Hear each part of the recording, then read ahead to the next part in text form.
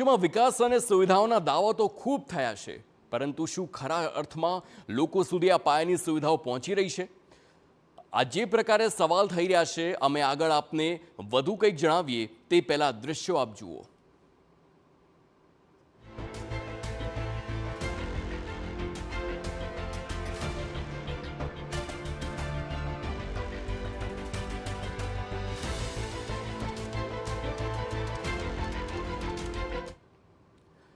જી હા, વારંવાર રજૂઆતો થઈ રહી છે, તેમ છતાં તંત્રના પેટનું પાણી નથી હલી રહ્યું। દ્રશ્યો જામનગરના છે। ધ્રોલ તાલુકાના ભેંસદળ ગામમાંથી સામે આવેલા દ્રશ્યો જુઓ કે જ્યાં લોકો છેલ્લા 6 મહિનાથી પીવાના શુદ્ધ પાણી માટે રીતસર વલખા મારી રહ્યા છે, પરંતુ તેમને કેવું પાણી મળી રહ્યું છે તેની સાબિતી આ હાથમાં રહેલ પાણીની બોટલ જ આપી રહી છે।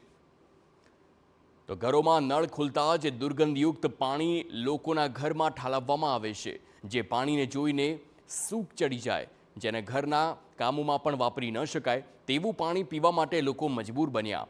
ગામમાં પીવાના પાણીની લાઇનમાં ગટરના ગંદા પાણીની લાઇન મિક્સ થઈ ગયાની ફરિયાદો ઉઠી છે।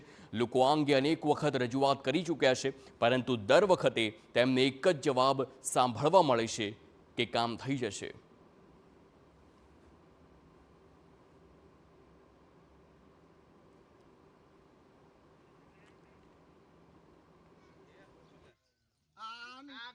આ 6 મહિના થયા આવું ગંધારું પાણી અહીંયા એમાં કૂતરા બેહે, એમાં ઢોરા પોદરા કરે, ઈ પાણી પાછું અમને નળમાં આવે અને વળી પાછું ઈ પાણી અંદર જાય અને ઈ પાછું અમારે પાણી પીવાનું। ઈ પાણી પીને માંદા પડી એટલે અમે દવા લેવા તો જાવી, એમાં તો ફેર નથી। તો શું કઈ અમને કઈ દઈ દેવાના છે લોકો? અને કઈ ધ્યાન તો દેતા નથી। કઈ એટલે કઈ આ થઈ જશે પછી આટલું કેટલો ટાઈમ હલાવવાનું? અમારે લાઈનો ઉભરાય છે, ભૂંગર ગટરની અને નળ કનેક્શનની લાઈન એક થઈ જાય છે, એમાં ગંદુ ગોબરું પાણી આવે, એ પીવાથી અત્યારે અમારા ગામમાં વસ્તી બહુ બીમાર થાય છે અને પાણી પીવાથી બહુ ગંદકી વધે છે, મચ્છર મસલા વધે છે। એ છે કે ભેંસદળ ગામમાં જે આરોગ્ય કેન્દ્રમાં આવેલું છે તેની બહાર ઉકરડા જેવી સ્થિતિ છે। છેલ્લા ઘણા સમયથી ગટરો ઉભરાવવાની સમસ્યા છે। એક તો દૂષિત પાણીને લીધે પહેલેથી જ લોકો વિવિધ બીમારીઓથી પીડાઈ રહ્યા છે, તો બીજી તરફ આરોગ્ય કેન્દ્ર સુધી પહોંચવામાં પણ લોકોને હાલાકીનો સામનો કરવો પડી રહ્યો છે।